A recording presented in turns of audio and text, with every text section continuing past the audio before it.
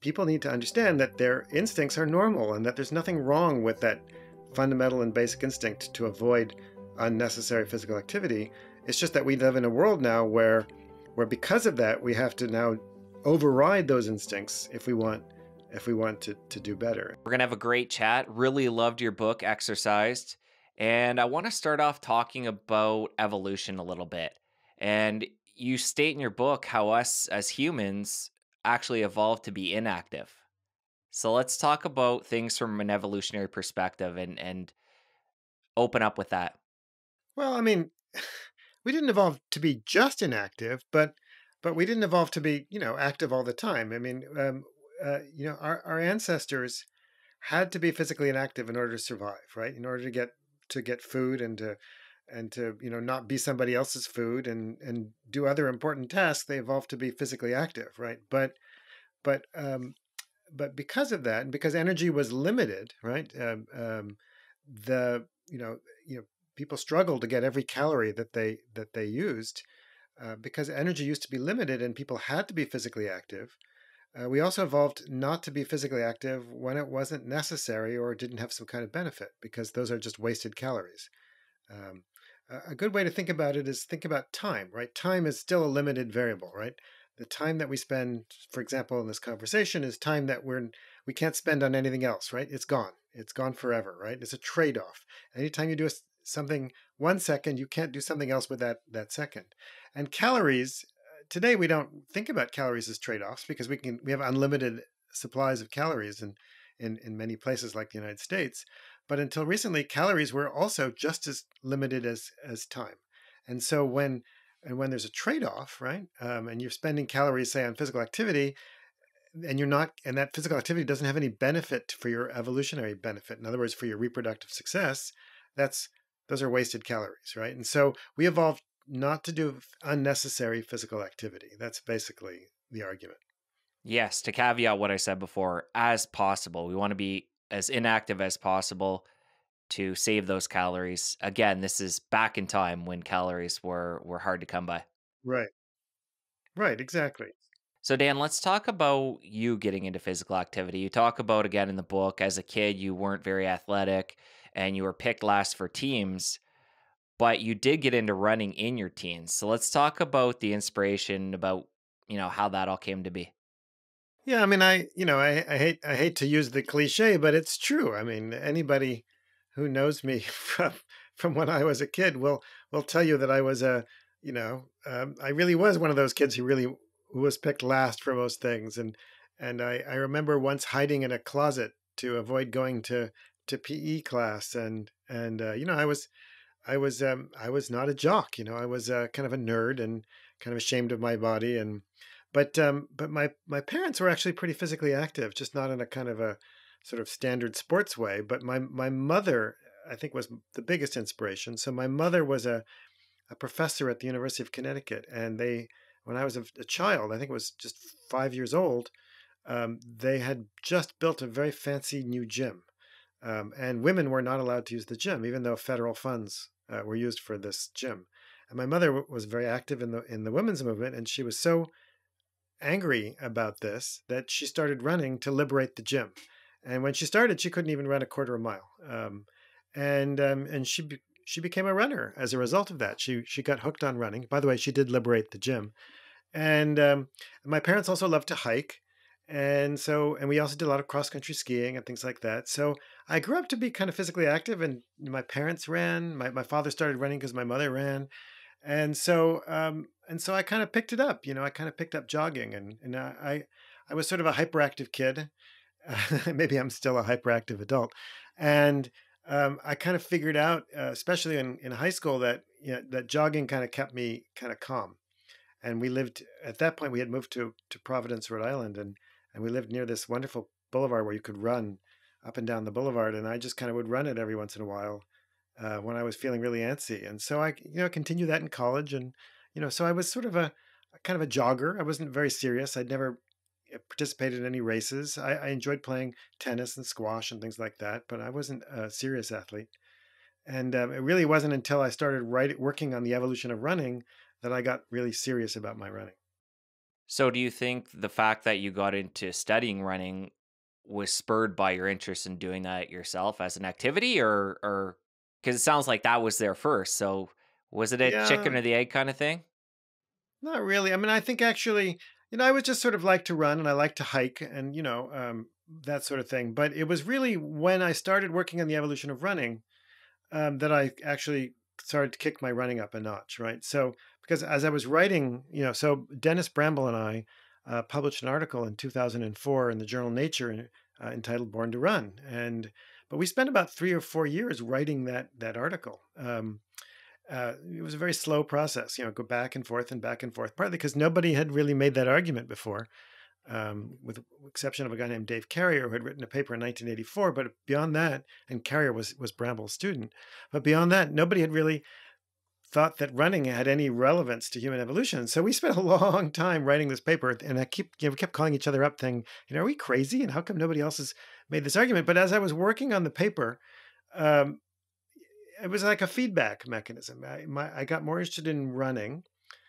because of the paper, and the paper made me more interested in my running, and vice it went back and forth. And so after we published that paper, I started getting invited to give lectures at like marathon conferences and stuff like that, and I got that was actually when I was invited to run my first marathon, and that's when I got the bug, and I've been a pretty dedicated runner ever since. But the first time I put a number on my chest to run a race was not until my mid 40s, for a 26.2 mile race. I'd never even run a 5K in my life before that. It was a midlife crisis type of thing. Yeah, exactly. It was a midlife crisis. I think it's a pretty healthy one. I mean, I didn't dump my wife and buy a Ferrari. I picked up endurance running and actually got a Prius, right? So I think that was pretty good. Let's get into the history of running. So, you start doing research for this paper, going back into human beings and even beyond. What is the history showing? When did running come onto the scene for humans and even before that? Well, it depends on what you mean by running, right? So all creatures have to run.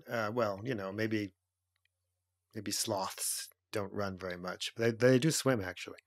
But so all creatures have to sprint, to get away from predators, or if they're predators, they have to sprint in order to get dinner.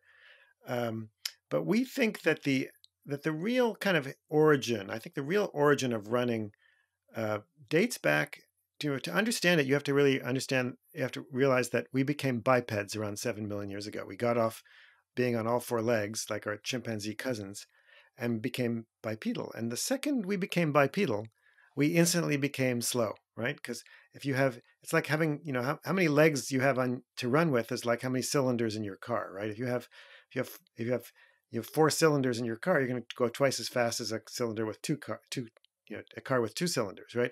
And having four legs enables you to generate twice as much power as having only two legs, right? So as soon as we became bipeds, we became easy pickings for carnivores. We became slow. And I think that was a really momentous change in our evolutionary history. And for several million years, our ancestors were trotted around two legs and probably got eaten a lot by saber-toothed tigers and lions and stuff like that. But starting around 2 million years ago, maybe a little older than that, where you can never really know, right? We see evidence in the fossil record that our ancestors evolved all kinds of adaptations for long distance running. So we basically, you know, we never became great sprinters. The world's best sprinters aren't actually all that fast compared to other animals, but we became phenomenal long distance runners around, by at least 2 million years ago. And we see traces in that in the skeleton, up and down the skeleton. We have genetic evidence. We have all kinds of data that supports that hypothesis. And that was to become hunters, right? That was become, but a special kind of hunter. Instead of chasing our prey down like a lion, a short, rapid dash, and then, we, jump on it and, you know, sink your teeth into the animal, right? Which is what a lion does. We run our prey down to kind of heat stroke or exhaustion or something like that, and that's called persistence hunting, and that was really important because a few million years ago when we started eating meat, and we have archaeological evidence that our ancestors became carnivores then or omnivores. Um, there was no weaponry. There was no the bow and arrow was invented less than 100,000 years ago. Even putting a sharp stone point on the end of a stick, that's like 500,000 years ago. So for like 2 million years, our ancestors had nothing more lethal to hunt with than basically picking up a rock or a wooden stick. And that's not, if you ever go on safari, I don't think it's a good idea to jump out of the vehicle and chase a wildebeest with just a stick. You're going to be in trouble. So back in the earliest human record, when they started chasing down these animals, how far would they run, and what types of animals were they exhausting? So we have ethnographic evidence from all over the world, actually, of this kind of hunting. It was done everywhere. Um, and in general, you pick, first of all, you pick the biggest. Well, if there's different scenarios and there's different contexts, but the one that we've got the most data on are when it's hot, right? So when it's hot, you'll pick a big animal because big animals overheat faster than smaller animals. So like an eland or a kudu or a really big African antelope is a perfect thing to chase, right? And you'll run after it. Of course, it can gallop faster than you can run, but if you keep chasing it, it'll hide in the bushes, right, and try to cool down. And then you'll chase it again. You have this kind of combination of chasing and tracking and chasing and tracking, and people didn't run that fast. They were actually doing about 10-minute miles, so kind of a relaxed kind of jog. And while they were tracking, often they would walk. And it turns out that these hunts were, about a half marathon's worth of running. So we're not talking about crazy distances, but sometimes they were longer and sometimes they were shorter. It really varies. Varies from habitat to habitat. So in the New World, for example, Native Americans would hunt deer, and sometimes they would get them pretty quickly, and sometimes it would take longer. There's a lot of variation, but it's always kind of a slow jog, um, mixture of walking and running, chasing and tracking.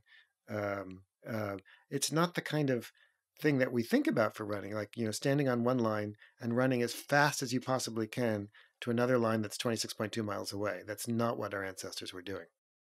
Well, it's interesting the way we opened up this conversation talking about how over our evolution we were really concerned about conserving calories for our survival and for reproduction and keeping things going.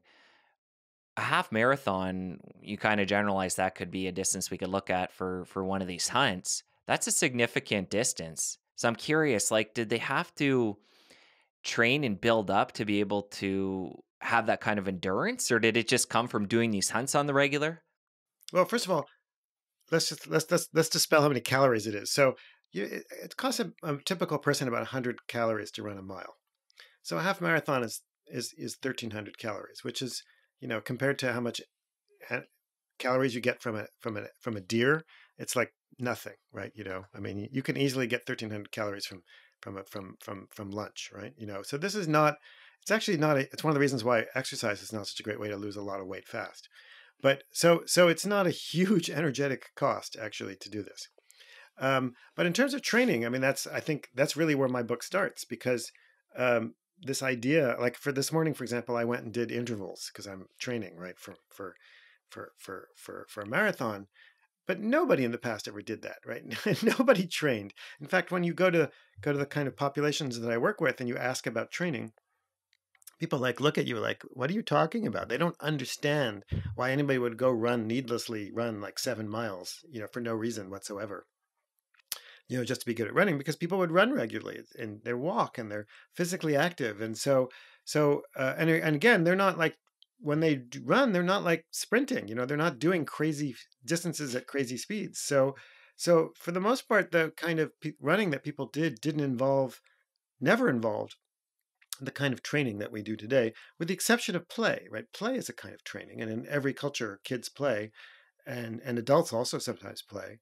And through sports, for example, is a kind of play. And play is a way to train in a way, but it's a way of training that gives you fun and enjoyment, and it's socially important, and there are all kinds of benefits, right? And again, we evolved to be physically active for two reasons: when it was necessary or rewarding, and play and sports, for example, are obviously rewarding. Yeah, I get it from the calorie perspective. Like you said, the amount of calories you're going to get from a hunt is going to far exceed what you burn. I guess I was speaking more from an exhaustion standpoint. I've run a number of marathons. I've done a half marathon, and it takes a significant, in our case, as modern Western humans, a significant amount of training to get through that. So Oh, but yeah, but that's because you spend most of your life probably sitting in a chair, right? But if you were physically active all the time and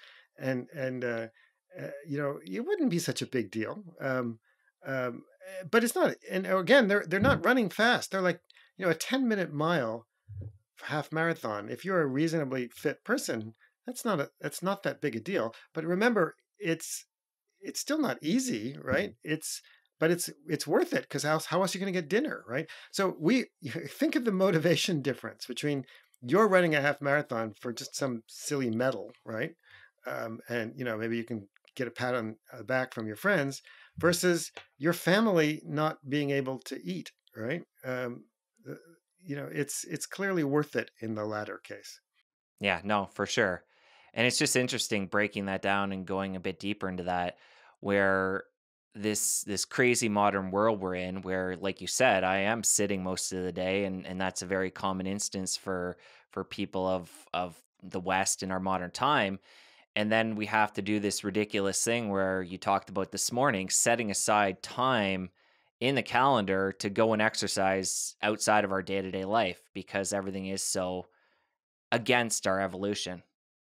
I wouldn't say it's against our evolution, but it's what we call a mismatch. So, look, exercise is a modern behavior, right? We evolved to be physically active. You know, studies of hunter gatherers in Africa, for example, show that they do in terms of moderate to vigorous physical activity. You know, they're doing a little over 2 hours a day, right? Maybe 2.25 hours a day of moderate to vigorous. So you know, getting their heart rate up to like a brisk walk or more, right? The average American today is doing between 12 to 20 minutes of that a day. So and even somebody who's training for a marathon isn't as physically active in terms of moderate to vigorous physical activity as a typical hunter gatherer because uh, we've we've got machines to do all our labor for us now, right? We don't have to do any physical activity anymore at all. Certainly not moderate to vigorous, and so um, and so we had to invent exercise. Exercise is voluntary, discretionary, you know, physical activity for the sake of health and fitness. Nobody did exercise until recently. I mean, it's a completely modern invention, exercise, and as a result, surprise, surprise, most people don't like to do it, right? Because it is an abnormal thing, right? It's you're asking people to choose to do something that we evolved not to do, and you have to overcome deep instincts to do it. You know, a good example. I always use this example because I think it tells the story pretty well. But you know, we've all been in a you know a subway station or a mall or a you know an airport where there's a elevator next to or an escalator next to a stairway, right? And you know, almost everybody takes the escalator. And if you decide to take the stairway, you have to kind of override an instinct to take that escalator. Now, of course, there were no escalators in the Stone Age, right?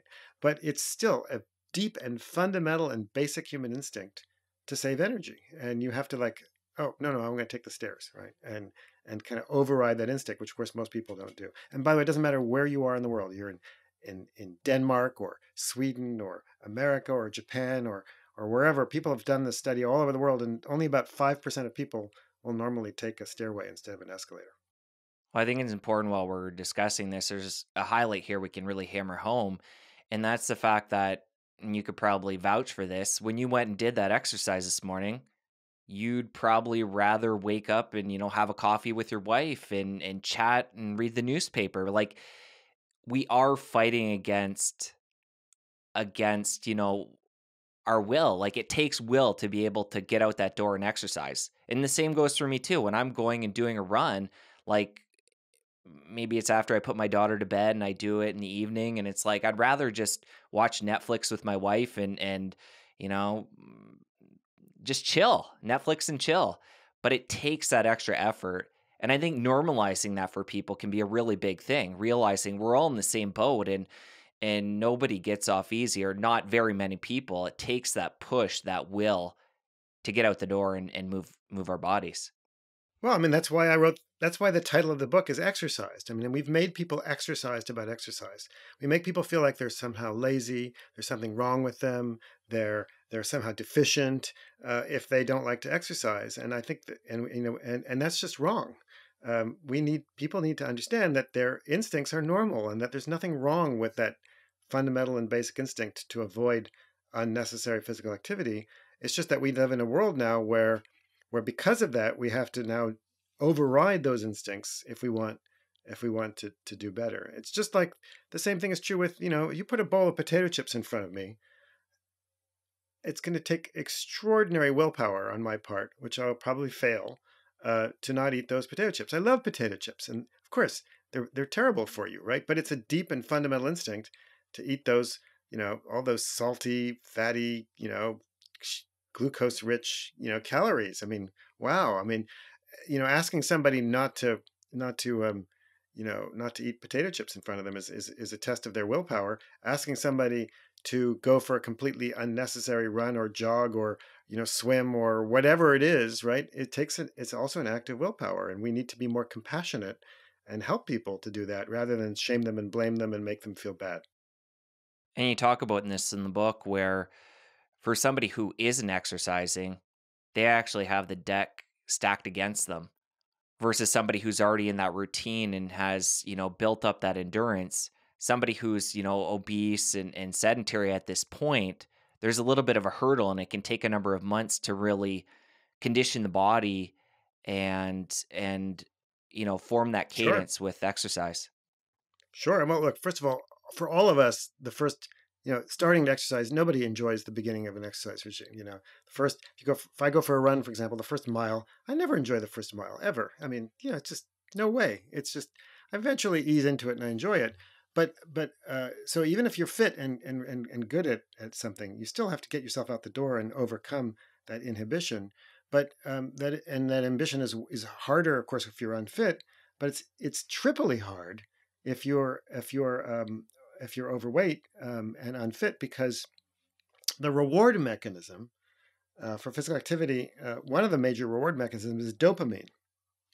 Dopamine is a neurotransmitter that that basically tells your brain, do it again. That was good, right? That was that was worth it, right?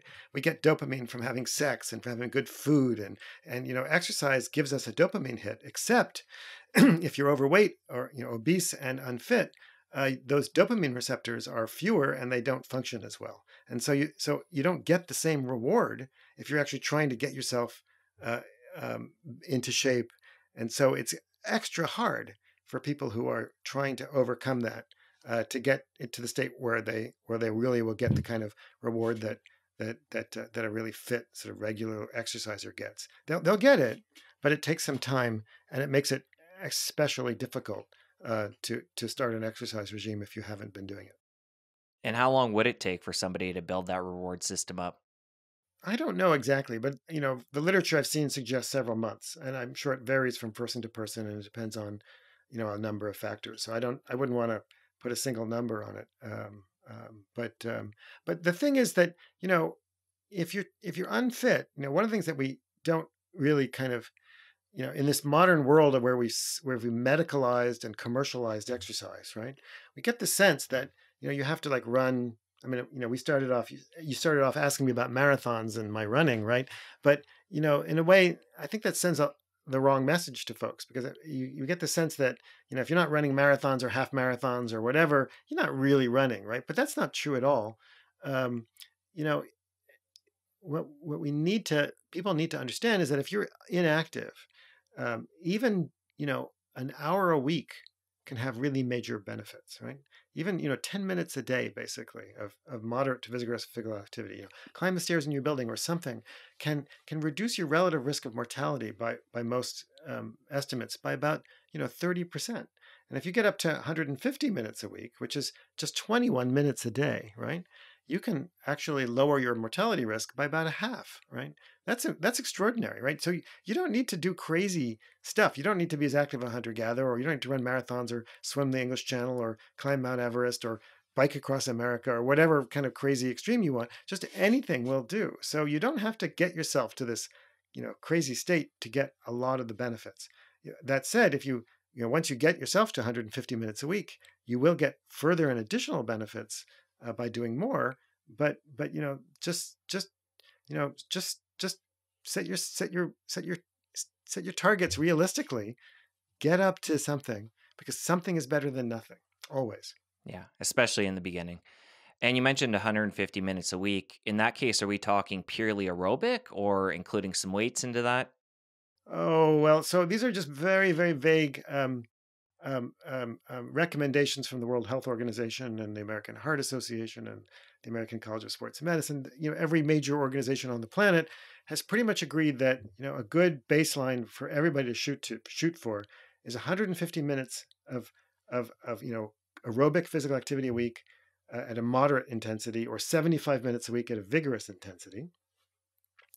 So a moderate intensity would be like a brisk walk or a very slow run where you can still have a conversation. Vigorous is like when you can't talk, right? You're really focusing, right?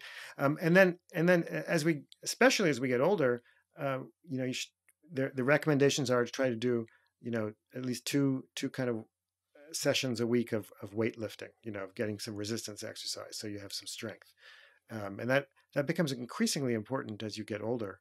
And I forget the exact number of repetitions that they recommend, etc. But just do some weights, and if you do that, you're way ahead of the game compared to most people. And for kids, the recommendation's an hour a day. Correct. That's correct. Yeah, kids need to run around. There's no question about it, as every parent knows. So let's get back to talking about our evolution. And again, we got into the running and the evolution to being bipedal and how that worked.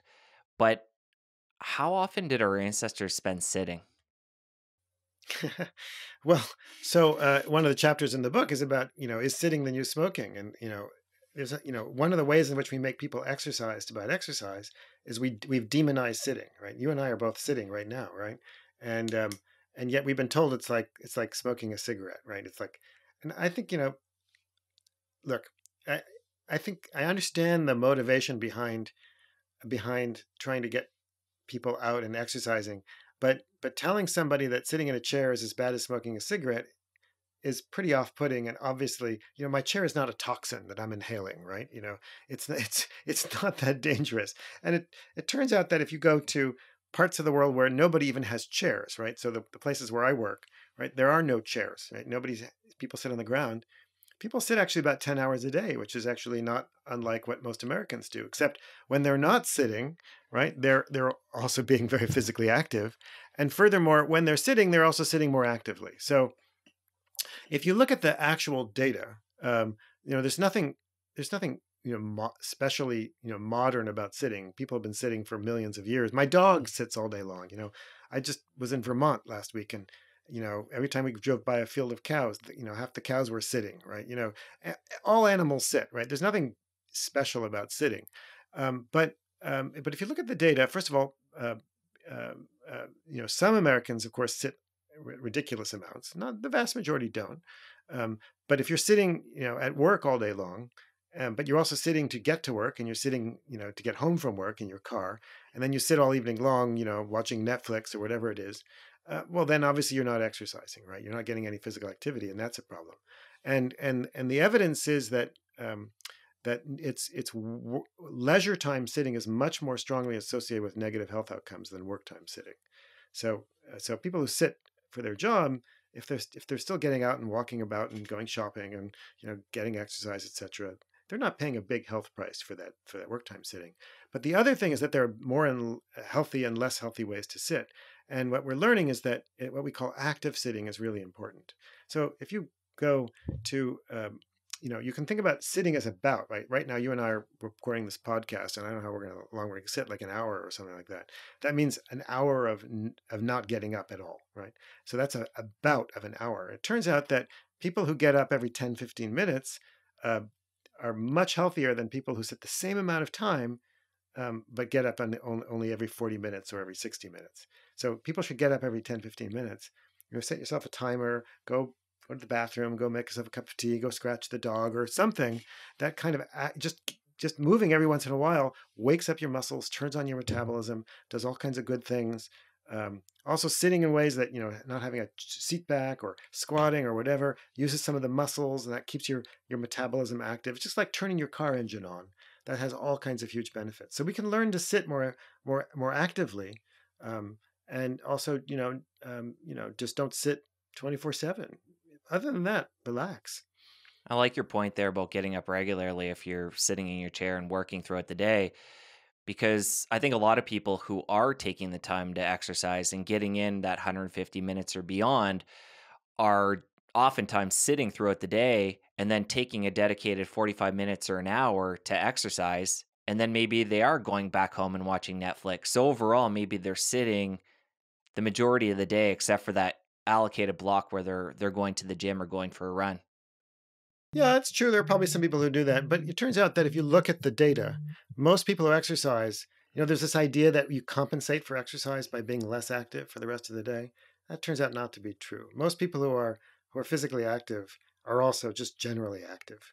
So it turns out not to be that case. Of course, if you are the only ex, if the only activity you're ever getting is just a short little bout of exercise, that's better than not exercising, but you're still better off if you also maintain some what we call non-exercise physical activity, NEPA, or non-exercise activity thermogenesis, NEAT, it's sometimes called.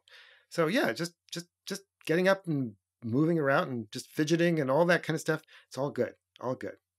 So far we got into resistance training a little bit, talked quite a bit about running, fidgeting, moving about while we're sitting during the day. What about walking? There's been Well, so much walking is mixed reviews, people talking about walking being an amazing exercise. I'm sure a lot of people in the running world would downplay the benefits of walking. What are your thoughts? I have so little patience for people who downplay walking. I mean, that's just ridiculous, right? The kind of snobbery among certain exorcists, I call them, people who nag and brag about exercise, is pretty intolerable in my opinion. Look, walking is the most fundamental form of physical activity. It's what we evolved to do. Typical hunter-gatherers walk 9 to 15 kilometers a day. That's like 5 to 10 miles a day, right? So a typical hunter-gatherer walks from Los Angeles to Washington, D.C. every year. You that's what we evolved to do. Every day, no holidays, no weekends, no retirement, nothing. Right? Walking is fundamental and important and basic, and it's the all of us should walk, right? And you can get a lot of benefit from walking, and you can lose weight by walking, and you can, it's the most fundamental form of physical activity. I know I'm repeating myself because it's really important. However, if the only thing you do is walk, well, you won't get some of the benefits of doing additional things, right? Sometimes it's good to get your heart rate up a bit more than in a walk. Sometimes it's good to carry something. Sometimes it's good you know, to run or jump or, swim or, whatever it is you like to do, dance. But walking is our base. Everybody should walk if they can. And you quickly mentioned they're using that as a weight loss modality. For somebody that has a lot of weight to lose and maybe they're watching or listening right now and they're like, "Okay, I can see myself getting into walking on a regular basis." How effective is that when it comes to weight loss? Well, so there's a lot of of exaggerated statements out there about weight loss, as we all know, right? I mean, weight loss is probably one of the most dismal branches of science at the moment. And there's a lot of heat and noise out there. It is true. So you'll hear out there that you can't lose weight by exercising. And that's just not true. I can state that definitively. There are plenty of experiments which show that you can lose weight. You can lose weight exercising. But the thing is that you're not going to lose a lot of weight fast by exercising. That's just not possible. Because as we already talked about, running, for example, only spends 100 calories an hour. Walking spends about 50 calories an hour. Right? You have to walk a lot of hours to drop a lot of calories. So if you're going to lose weight, you're going to have to do a lot more than the very, very modest amounts that are assigned in most experiments. So, typical experiments, they'll have people do 150 minutes a week because that's the golden, minimum recommendation of the World Health Organization. Well, 150 minutes a week is not going to, you're not going to lose a lot of weight rapidly. You might lose some, but you're not going to lose a lot, and you're not going to lose it rapidly. So for that reason, I think people have dismissed walking as a way of losing weight. But if you double that, right, do 300 minutes a week of walking, you'll lose some. You're not going to lose it super fast. And if you do even more, it's a dose response curve. The more you do it, the more you'll lose. But even more importantly, So it's a component of weight loss. Nobody should be dieting without also exercising, in my opinion. And the other reason for that is that if you look at the effectiveness of weight of diets over the long term, right? Because most people, as everybody knows, right, you diet, you lose the weight, you're so proud of yourself, and then whoosh, it comes right back, right? Comes roaring back. You know, something like 90% of diets turn into yo-yo diets, right? People just get the weight back. But people who who who who who exercise while dieting, not only tend to lose a little bit more weight, but they also the physical activity actually helps prevent weight gain or weight regain, and that's of course important because you need to keep that up in order to keep the weight off. And and furthermore, there's all kinds of other benefits from exercise. So like, what's to be lost, right? So if you're trying to lose weight, you're not going to lose a lot of it really rapidly by walking or by running or by doing anything else. Weightlifting can also help, by the way. Um, but make it a component of your dieting strategy, and most importantly, don't don't don't don't don't stop. There's a very famous experiment I mentioned in the book because it was done here in Boston, and I think it's a really nicely done experiment. But they got a whole bunch of overweight policemen here in Boston to lose weight. Some of them were just on an extreme diet. Some of them were on extreme diet and also had to exercise. And they all lost a lot of weight. Um, and the ones who exercised lost a little bit more weight than the ones who just dieted. No surprise there. But then the ones who continued to exercise, they're the ones who kept the weight off. And the ones who stopped exercising, almost all of them regained the weight that they had. And there are plenty of studies which have shown more or less the same thing. And so you know, weight loss and weight gain are two different physiological processes, and they need to be considered sort of slightly separately, but in an integrated fashion. Well, to me, it sounds like walking can be good for weight maintenance. And if it's, done over a long period of time, it could help with weight loss. Yeah, simple as that. What are your thoughts on the 10,000 steps a day? This is a number we hear over and over again in modern society. I know there's been times in my exercise regime where, I had a Fitbit and an Oura ring, and I was looking at getting to that 10,000 steps as this number that was going to put that checkbox on my to-do list and complete my steps for the day. So talk about the origin story, where that comes from, is that actually a valid thing? Well, it's fairly well known now that those 10,000 steps came from a Japanese company that invented the first pedometer in advance of the Tokyo Olympics back in the 60s. And 10,000 steps happens to be 10,000 is an auspicious number, and so they just thought, well, it sounded good, so they just kind of sounded reasonable, so they called it a 10,000 steps meter. That was the name of the pedometer, and so that's how the 10,000 steps a day kind of became a cultural meme, basically. Um, Look, like all things, when you try to prescribe it, this is part of the problem with medicalizing exercise. It's not like, a dose of antibiotics or aspirin where you can say, well, take, X milligrams and, that's what you need to take. It doesn't work that way, right? So again, always some is better than none, and more tends to be a little bit better. But, the benefits diminish as you get to more and more exercise. And walking is no different. My colleague Ayman Lee here from the Harvard Medical School just published a paper showing that you don't need to do 10,000 steps a day to get some benefit of walking. You'll get more benefit if you do 10,000 steps than you do 5,000 steps. But if you do 5,000 steps a day, you'll still get some benefit. So like it's just a silly way we have of thinking about things. But if it works for you, that's great. I mean, having a goal and being able to try to stick to it helps some people. And I know friends who they'll count their steps on their Fitbit, and if they're like 9,400 steps, they'll like walk the dog an extra block in the evening just to get up to 10,000 steps, right? So what? That's great. If they enjoy doing that, that's fine. And I'm sure that they know full well that those extra 600 steps is not such a big deal, right, in terms of their health. Whatever makes you happy, that's fine. But there's nothing magical or special about 10,000 steps. It does, however, turn out to be about what the average female hunter-gatherer walks every day. So it just turns out to be kind of an evolutionary normal number of steps. And for a male hunter gatherer, what would their average steps be? Oh, they're much more than that. So they're probably up to about 10,000 steps a day, about 18,000 steps a day, or 17,000 steps a day, something like that. Wow, I'd have to look up the numbers. big difference there. Okay. And earlier we talked about the benefit if you're somebody who is sitting throughout the day, and that's, maybe you're doing a lot of Zoom calls in the current pandemic, or you're just somebody that works at a computer. There's so many different jobs these days that are seated.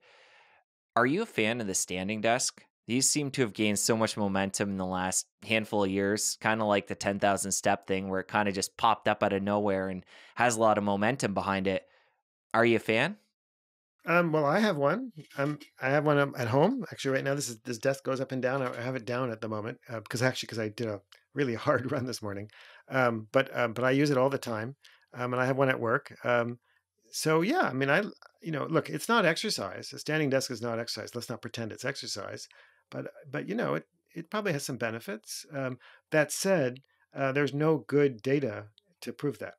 So this is just some kind of based on anecdotal evidence, really. I've never seen a single um, serious scientific study on the benefits of standing desks, but it'll help you fidget, move about. This probably has some benefits, but again, like all things, you should do it if you like it and try it. And if you've never tried a standing desk, you might enjoy it. I mean, look, people in the old days, like Victorian writers had, if you or Thomas Jefferson, you go to his house, you'll see that he had a standing desk to write. This idea that you sit all the time to do work is a kind of very modern idea.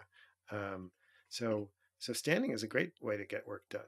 Yeah, personally, I can only see good things coming of it. And since they are so popular these days, you'd have to think some scientific research is coming down the pipe. Probably.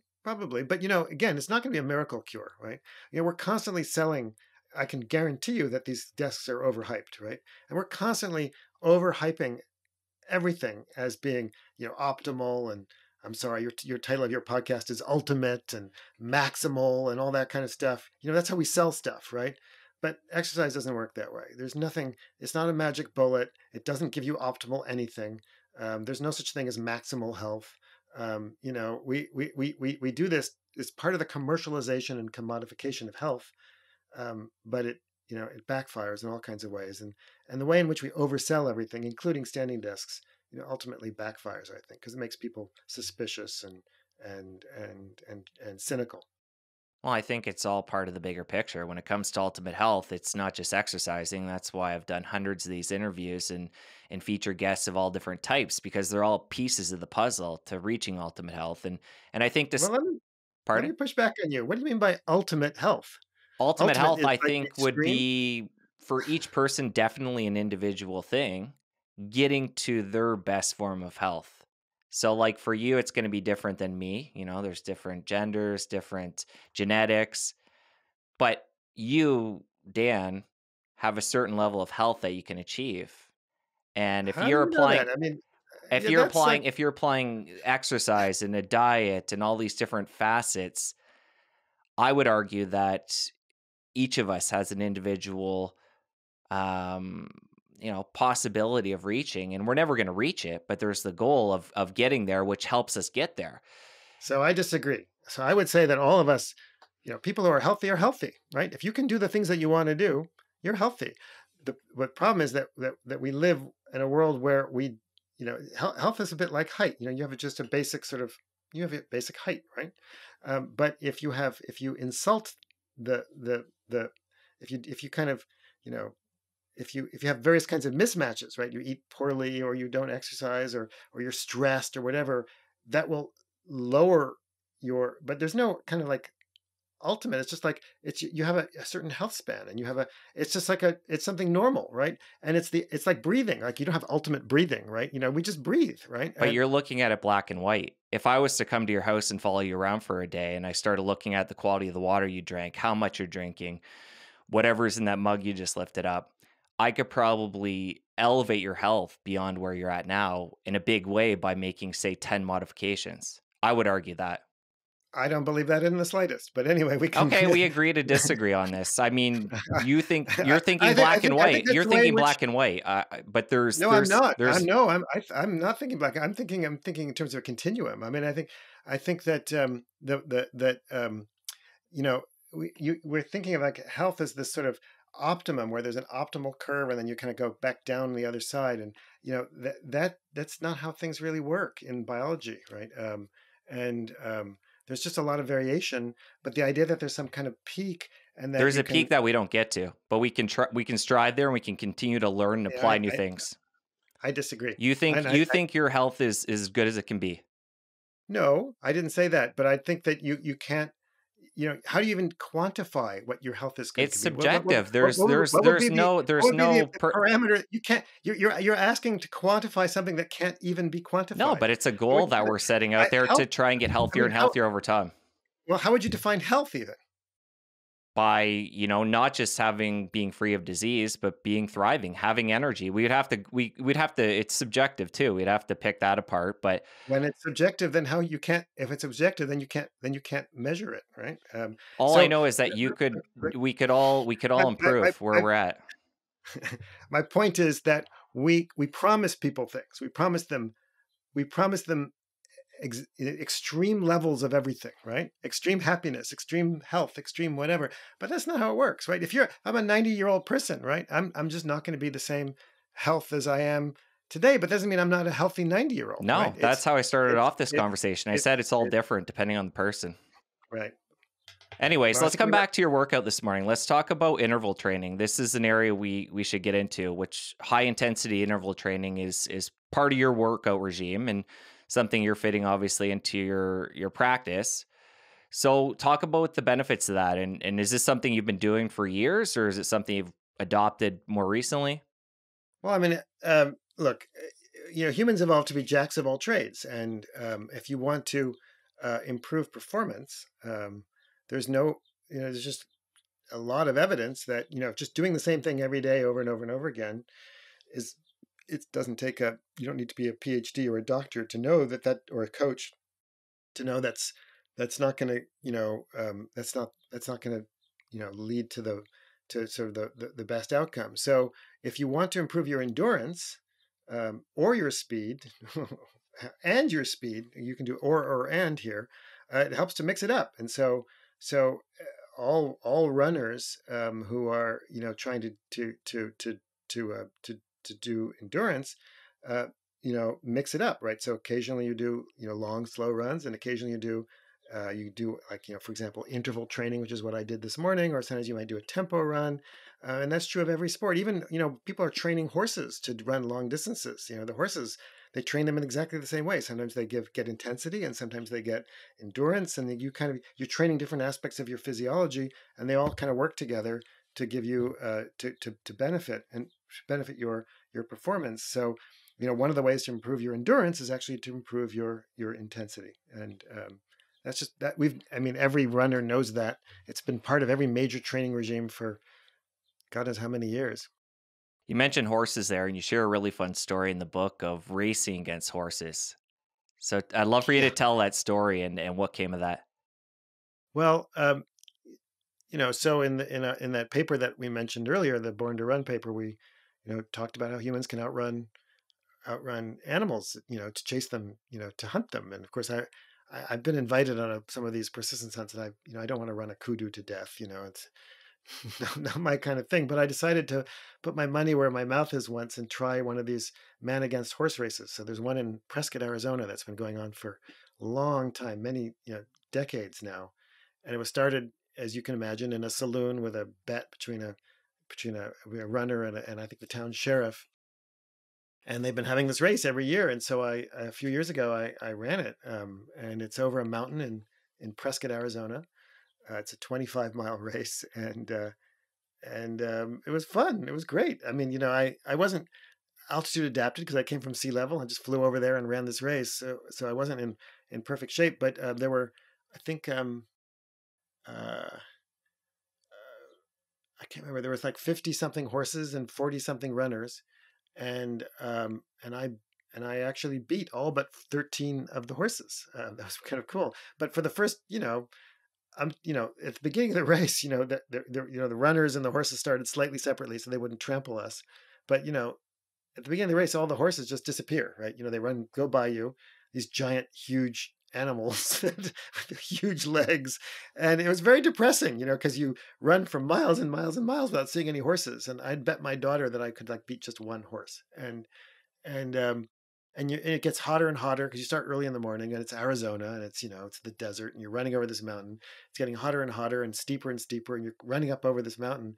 And but mile 18, I passed my first horse, and I have to tell you, I'm not that competitive a person, and I'm certainly not a competitive runner, and and and it was like I've never experienced such a great moment in my life when I passed that horse. I was so excited, and then I ended up passing most of the horses, and and at the end of the race, I was like racing some horses actually at the last few miles. It was very exciting, um, and and the horses, by the way, get a veterinary checkup from a vet to make sure that the riders aren't killing the horses because they check their temperature and their heart rate and stuff like that. And the time, by the way, the rest is subtracted from the horse's time, but the runners don't get that kind of. There's no doctor checking us and giving us a rest and subtracting that from our time. So the horses actually have a bit of a handicap. So yeah, it was exciting to put my money where my mouth is essentially and show that indeed average American professors, middle-aged professors can outrun full-sized horses. It's true. It sounds like a lot of fun. Is it something you do again? Oh, absolutely. There's another one of these in Wales, and I would like to try the Welsh one, but the Welsh one's a little harder to do against because it's cooler, because it's Wales, right? So, and of course, the hotter it is, the better adapted the humans are compared to the horses, because we can sweat. We're really good at dumping heat. We're much better at than the horses. That's why the horses overheat. How common is that for an animal to be able to sweat and dump heat that way? Well, humans are the champion sweaters of the animal world. Nothing sweats like us. So most animals can't sweat at all. They only dump heat by panting. There are some animals from the perissodactyl family, so horses are among them, that can sweat a little bit, but they have a different kind of sweat. So our sweat is basically water. It's eccrine from our eccrine glands, which we have all over our bodies. Most animals just have them on their paws. They're like to help them with friction. Horses have a different kind of sweat. It's called a um, um, um, apocrine sweat, and it's kind of more. It's not as effective as the kind of sweat that we have. So they still rely mostly on panting. I mean, they can lose some through sweating, but we're just much much more effective than horses at dumping heat in the heat. And when it comes to running, when it comes to the actual stride and the tactic behind that, I know for me a lot of years I just thought running was running, and however my body naturally, move forward through time and space was my ideal. But you'd break down in the book that typically a lot of us are putting on the brakes and using a heel strike when it comes to the way we run and project ourselves forward. So I'd love for you to talk about the different ways of running and what somebody might want to consider being a more ideal form. Well, I mean, running is a skill like any other physical activity, right? Swimming is a skill, playing tennis is a skill, climbing trees is a skill, and I believe that running is a skill, and the skill has been altered by the very strange ways in which we run today. And a lot of us wear shoes, and a lot of people today wear shoes with really thick cushions and all kinds of stuff in the shoe. When you're barefoot, which is what humans were until very recently, you can't run that way. You can't land on your heel if you're barefoot for long distances on hard surfaces. You'll be screaming in pain, if you land on your heel that way. So barefoot runners can't run that way. They have to land on the ball of their foot.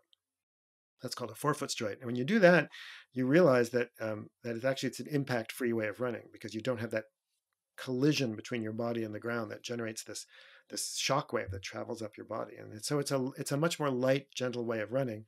And surprise, surprise, almost all the world's best runners run that way.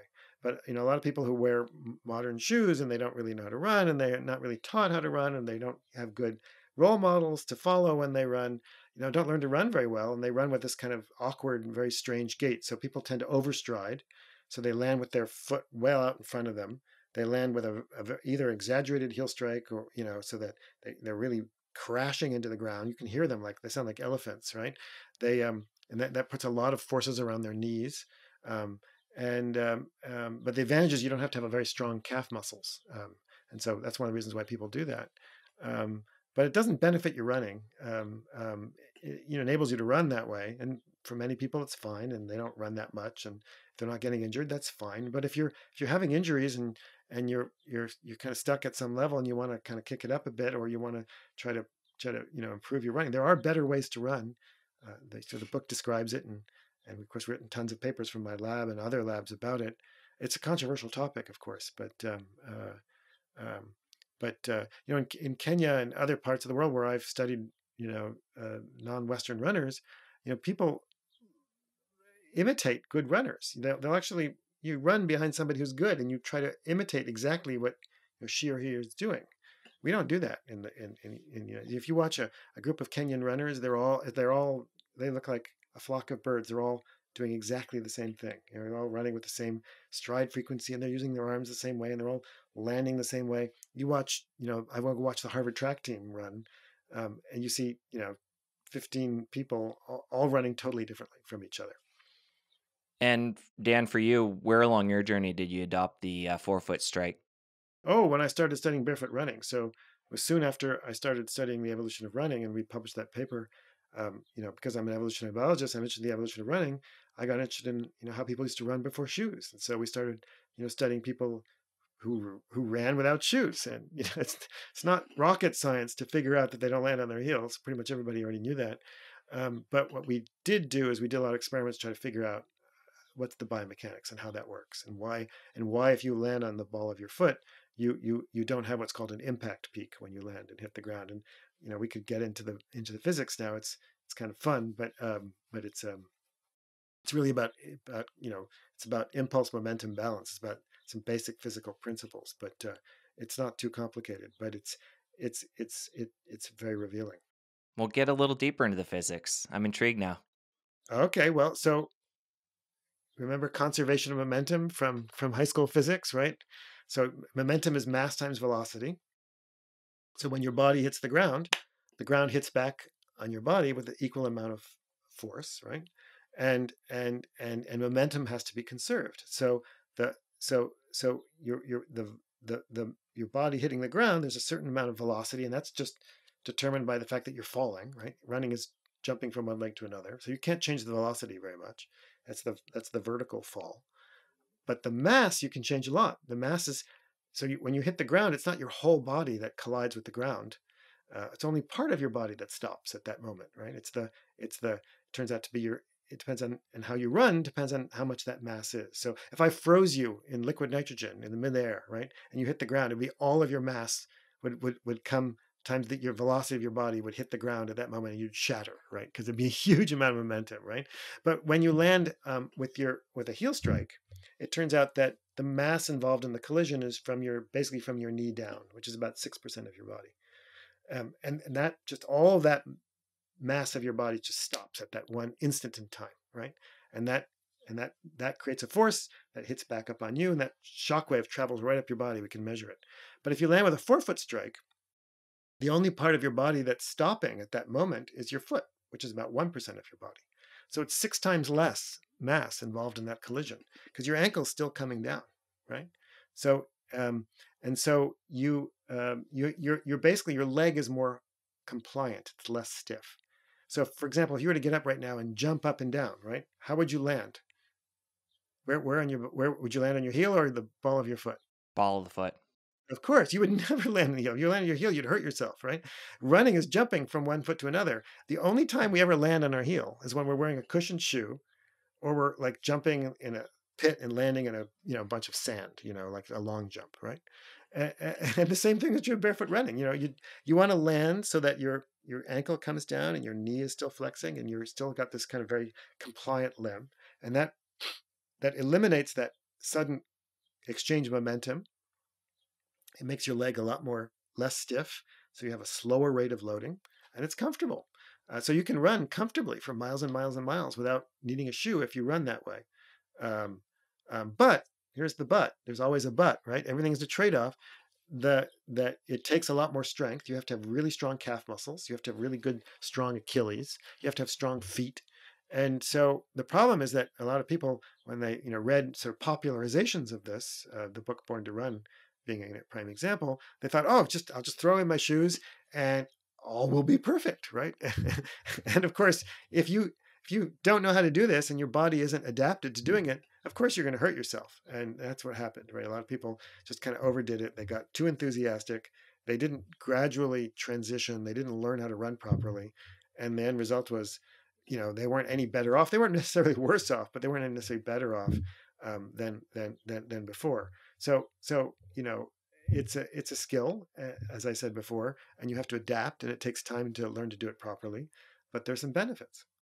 And for somebody who this is totally brand new to them and they want to adapt and they want to do it right, would you recommend just incorporating a little bit of barefoot running, just even starting out doing, I don't know, like 400 meters and building up from that? Of course, absolutely, yeah.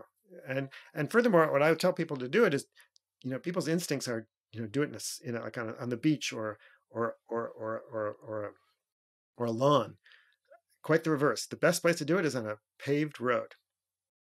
You want smooth. You want smooth and hard because you can't get away with bad running on something that's hard, and you'll discover it's not a problem at all. But don't do too much too fast. And the other thing you have to build up is calluses, right? Because most of us don't have calluses on our feet, and you'll get very red, raw, angry feet very quickly. It takes weeks, if not months, to build up the calluses properly so that you can run barefoot. But you don't have to be barefoot. You can wear a shoe. And what I argue all the time is that what matters is how you run, not what's on your feet. You can run terribly in shoes, and you can run, or terribly barefoot, and you can run beautifully in shoes. What really matters is how you run, but the shoe can affect how you run. And so, but it doesn't have to, but it sometimes does. So again, it's really about the skill of running. That's the most important thing. So, in this point in your running evolution, would you say your stride is pretty similar if you're wearing shoes or barefoot? Me? Yeah, you Oh personally. yeah, absolutely. I'm uh, I'm I've worked a lot on my running form. I think I'm pretty injury free. I have been for a long, long time. And I know you're not exclusively barefoot, but how often will you go out there and just do the barefoot thing? I used to do a lot more. I mean, the last few years, I've kind of not done it as much. I'm not sure why, but I'd still take my shoes off occasionally because it's kind of fun. But you kind of got to commit to it and really build up the calluses. Like it's been super rainy here, and I don't like to run barefoot when it's really wet because things just like stick to your feet. So I just haven't done it much this year, for example. So I'm not religious about it. So sometimes I do it, sometimes I don't. Recently I haven't been doing that much, but I might do it again more. It's not a, it's I do it because it's fun. I'm not I don't feel like I have to prove it to anything or anyone about it. It's just for fun. And are you a fan of running in sandals or those Vibram five finger shoes? Really minimalistic stuff. Are you into those? I love the huaraches actually, because they're great for running because they no socks, and so they don't get sweaty and they don't stink. Like my running shoes, like they're like wild animals. Keep them outside the house. Um, those five fingers, I find they kind of pinch my toes, and I don't really. I tried them for a while. I ran into them for a while, but I don't really like wearing them. I don't even own any anymore. And do you find a lot of people naturally will get to the forefoot strike, or is that more something that you'd have to work on specifically? And I'm saying that given in today's world with the modern running shoe. Oh well, the modern running shoe I think encourages people to heel strike. You know, That's what I'm getting at. How many people would you say if you went and watched a marathon and you were a spectator, oh, how many people are heel striking? the vast majority, like 80, 90% are going to be heel striking. But and if they're getting away with it, who cares, right? I mean, like people are so judgmental about it, right? If you're heel striking and you're not getting injured, fine. If it ain't broke, don't fix it. And there are some people out there who think everybody should be forefoot striking. That's obviously not true. Um, but go to the front of the marathon and watch the people who are winning. Most of them will be forefoot striking, right? All the world's best runners are forefoot strikers. I don't think there's any exceptions. If there are, there are very few. Um, um, um, but most of us aren't trying to win the Boston Marathon, so who cares, right? Um, if you're, you know, but if you've been running and you've been hurt, your knees are hurting, right? Or uh, then maybe you might want to think about running differently. Well, let's stick on the knees. I wanted to get into that because that's a common myth that you actually break down in the book. People, I think a lot of times are deterred from getting into running because they're worried about their knees and they hear that, I don't want to run because my knees will, become arthritic over time or whatever the excuse is. So, talk about that and then talk about how important form is when it Well, comes to preserving the knees. so the myth about knees is, I think, really kind of pernicious, and but it's like all myths, there's some truth to it, right? So the most common site of injury for runners is indeed the knee. Um, and I think that a lot of the knee injuries come from heel striking, because when you land on your heel, you put a lot of force around you're basically saving your ankle and you're putting all the stress on your knee. If you become a forefoot striker, your your your your ankle's doing most of the work and your knee has to do a lot less work. That's the trade-off, right? There's always a trade-off. And the good news about your ankle is that your calf muscles and all that can handle it, but your knee, there's nothing there to handle it. And so I think overstriding, running with a slow cadence, and overstriding really can lead to knee injuries. But the one thing that we know doesn't happen is that running doesn't cause knee arthritis. So knee arthritis is one of the most common musculoskeletal problems that people have. And it's really debilitating, and it's there's no cure for it apart from a knee replacement. And a lot of people are worried that running will blow out their knees, and it's kind of like a wear and tear idea, right? That you're basically using your knees like the shock absorbers in your car, and the more you do it, the more you're going to just wear them out. That is fundamentally completely not true. We can dispel that myth 100%. There are study after study after study, there are many studies which show that runners, regardless by the way of how they run, are not more likely to get knee arthritis. No way, no shape or form. In fact, there's a fair amount of evidence that it's quite the reverse, because running actually stimulates repair and maintenance mechanisms that actually help strengthen the cartilage in the knee. So this idea that you just wear it away from running is just wrong. It's flat out wrong. And if anybody tells you that, you can tell them that they're wrong. And I've heard this from doctors, right? Doctors are as prone to myths as everybody else. Um, if you, however, you do have arthritis and you're running, then that's going to be pretty tough, right? That's going to hurt. So running might exacerbate existing cases of arthritis, but it's not going to give you arthritis. So I think if you're worried about your knees, learn to run properly, but don't worry about arthritis. There's to the best of my knowledge, there's no convincing epidemiological or clinical evidence that that's the case. Earlier, we talked about how people don't need to necessarily, well, they don't need to become marathon runners to get a lot of the health benefits from exercising. On the other end of the spectrum, are there a lot of people that are getting into these ultra endurance marathons, Ironman triathlons? Are you seeing a lot of detrimental effects on their health when they're pushing it to that extreme? Well, so first of all, I'm not a doctor, so I don't treat any of these folks. But if you look at the data, right, uh, there's actually not a lot of evidence to support that idea. If you look at dose response curves for people who get a lot of exercise, and you look at the incidence of, for example, negative health outcomes, there's very little evidence that they're suffering from more risk of cardiovascular disease or cancer, or all the kinds of things that actually kill us. Um, but there's always trade-offs, right? So one kind of trade-off is that people who really exercise a huge amount are more prone to sort of developing sort of fibrosis in their heart, and that can lead potentially to atrial fibrillation. But of course, people who also don't exercise also get atrial fibrillation. So it's a different kind of uh, pathophysiology that gets you there.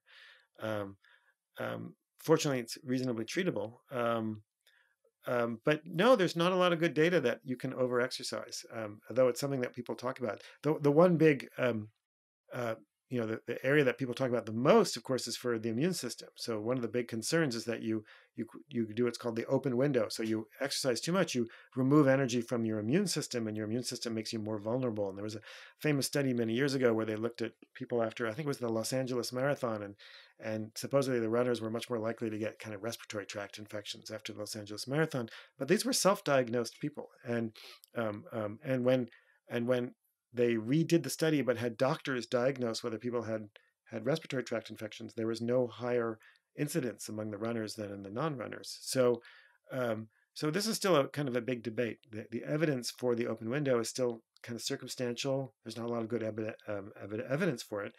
And the thing is that there's so few people out at that end. I mean, who cares, right? I mean, the vast majority of people are at the other extreme. They're not getting enough exercise. And so I would say this is just not a topic that matters most to 99.9% of the human species. And it's just not an important issue. And it shouldn't be an excuse for somebody not to exercise, because, very few of us are doing Tour de France kind of levels of, physical activity. The vast majority of Americans aren't getting enough. And they're the ones we should be worrying about. The people who are doing, ultra marathons, they're not doing it for their health anyway. They're doing it for some other compulsion. Yeah, no, I was just curious. As somebody who has, again, done a number of marathons, and it's just crossed my mind, is this getting to the point of being unhealthy? There's no evidence that running marathons is unhealthy. No, zilch. Well, let's get into some of the factors doing the research for this book. What would you say are some of the biggest factors when it comes to people not exercising? What are the hurdles? And then maybe we can get in and address some of them. Well, the most common uh, reason people give for not exercising is time. Oh, yeah, because most people say, I want to do it, but I just don't have the time. And I have a lot of sympathy for that. People are stressed. If you have commuting, you have a job and you have kids and whatever, and you have to drive to work and you have to drive home and you have to compete with all this traffic and whatever, and then you have to make dinner and you have to put your kids to bed, etc. Yeah, I mean that's tough, right? And if your job involves sitting and commuting involves sitting, it's going to be challenging to exercise. There's no question about it. So that's the number one problem that people cite. And then the second reason people cite is that they just don't like it. They find it hard to do it. It's counter instinctual. And again, I think, this is where I think an evolutionary perspective is way more effective than the kind of medicalized, commercialized perspective that we currently adopt, right?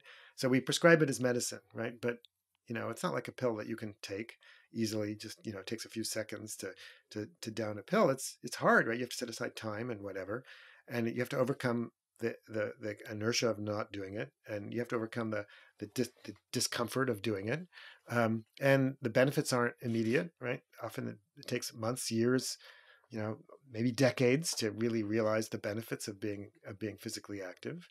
Um, but and of course, time is also another issue. But again, then I think it's a question of priorities too.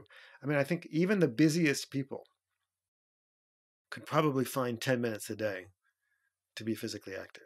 Just climb the stairs in your building, or while when you're making coffee in the morning, do push-ups or something, right? There are ways to do it to make it a habit, but again, you have to overcome some instincts. So I think that the way to do that is, again, we didn't evolve to exercise because somebody sold it to us or somebody told us to do it. We evolved to do it for two reasons and two reasons only, right? We evolved to do it when it was necessary, and we evolved to do it when it was socially rewarding. And so for people who are struggling to exercise, you have to find ways to make it both necessary and socially rewarding, right? And the best way of doing that is to exercise with other people, with friends, right? So I often, run with friends, right? And meet, maybe tomorrow morning I'm going to meet my friend for a 6 a.m. run tomorrow morning, right? We're going to probably arrange it this evening. And at 6 a.m., I guarantee you I will not want to meet him, right? But I'll have to do it because I've made this kind of commitment to meet him, and we're going to go out and we'll go for a run and force each other to do more than we otherwise would do. And I think when we get back, we'll be glad we've done it, right? But we'll also kind of keep each other going and keep the pace up, and whatever it is that our goals are, we'll help each other do it. And so, that's how it works, right? That's why, you know, playing a game with people, or going for a walk with people, or going for a bike ride with friends, or dancing, which is a wonderful form of physical activity that you do with other people, which is clearly socially rewarding, or playing a game of soccer, fill in the blank, but make it social. If you make it social, you have a commitment, but you also have reinforcement, and you have encouragement, and all that good positive feedback. You get it all in one, and that's how we evolved to be physically active in groups. Nobody in the Paleolithic, put on headphones and got onto a treadmill and worked really hard to move and get absolutely nowhere and get nothing done. Right?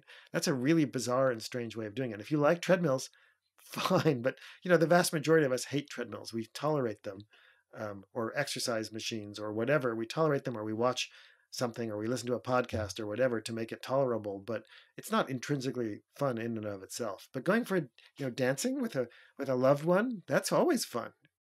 I like that idea. And it's interesting because as I'm hearing you talk here, I start thinking about different areas of health and wellness, such as sleep and diet. And we'll use sleep as an example. This is something that's non-negotiable. I mean, you're going to get tired, you're eventually going to pass out, and you're going to get your sleep. It's not going to necessarily be the ideal amount of sleep or the quality you would ideally shoot for. But when it comes to exercise, there is this choice in the matter that makes it different. It's like maybe you're in a social group, coming back to the social thing, where your friends aren't exercising, and maybe you haven't exercised for 10 years and you're getting by and you're like, "Oh, I've been to the doctor and I've had my blood work checked and everything's all fine." It's like there's this negotiating factor with exercise that isn't there for some other aspects of health and wellness. Well, I would use a different word. Instead of negotiating, I would say it's choice. You're having to make a choice. You're having to make a choice that we never evolved to make, and that's hard. Um, and just like if you put a piece of chocolate cake in front of me and a carrot, and you tell me to choose one, you know, every every neuron in my brain is going to tell me to eat the chocolate cake. Um, we never evolved to choose between chocolate cake and carrots. And sure enough, you put the two in front of people, people will choose the donut or the cake or whatever, and not to their benefit. And the same is true. You choose it. You have to choose between an escalator and the stairs, or between going for a walk or a run, or or working out in the gym versus watching a fun movie. I mean, we all know which one wins out. Yeah, we're saying the same thing. And it's interesting too. You always hear those people that never exercised, they smoked and they lived to 90 or in their hundreds. And again, you can use those things as justification why not to exercise. You can always pick these one-offs here and there that, have gone through life without doing, but the science is clear. The science is clear. This is an important part. Moving our body on a regular basis is an important part of maintaining our health and well-being. Sure, but let's analyze what you just said. I mean, it is true. There are plenty of people who live longer today than people did in the past without exercising, and we can name lots of famous people who famously don't exercise. I can name relatives who don't exercise, right? And they're in their mid 80s, living longer than hunter gatherers who exercise. So, and that's what I think, again, one of the things that makes people exercise, because telling people they have to do it is obviously just not true, because we can see with our own eyes people who get away with not exercising. So that's why I think we have to be really careful not to oversell exercise. It just fails, right? Because it turns people off, because it's counterfactual. We all know examples of people who don't exercise. What exercise does is it reduces your vulnerability to disease, right? It makes you less likely to get sick. But it's not a magic bullet, and it doesn't necessarily prevent you from getting sick. There are plenty of people who exercise who die young, and there are plenty of people who don't exercise who die old. And I think we need to be honest about the benefits of exercise, which are substantial. Obviously, I believe they're substantial, but it's not a magic bullet. It's not a simple pathway, and it's not something that you necessarily have to do. But it has all kinds of benefits. It does improve your chances of being healthy. It improves your health span. It makes you less reliant on medication, and so on and so on. But it's not necessary. Right. I think health span is an important thing to highlight there, where we can talk about death, and that's one thing that's pretty black and white. But you even get into this in the book, talking about how it impacts if we do it early enough in the day, how it has a positive impact on how we sleep. We know it's going to have a positive impact on our mental health. And these are things that you just can't, they're not black and white.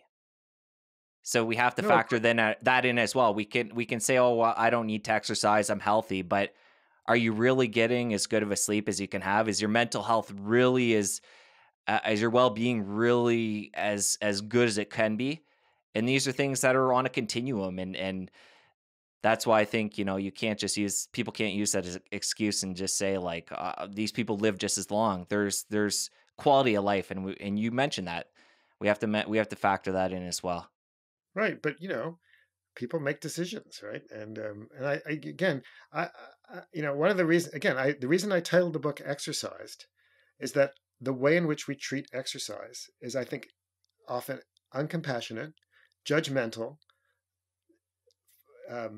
There's a lot of prescription, and it's off-putting to people, to many people. And I think we need to instead of adopting a kind of standard westernized, medicalized, commodified approach to it, I think a more evolutionary anthropological approach is much more compassionate, much more realistic, and has a much greater chance of helping people help each other in a kind of non-judgmental way. All right, Dan, I think that's a good place to end. Other than people getting a copy of Exercise, how can they connect with you after the show? Oh, well, I try to hide, so read the book. All right, we'll link it up in the show notes. Appreciate your time, Dan. Appreciate the work you're putting out into the world. Thank you for coming on the show. My pleasure. Take care.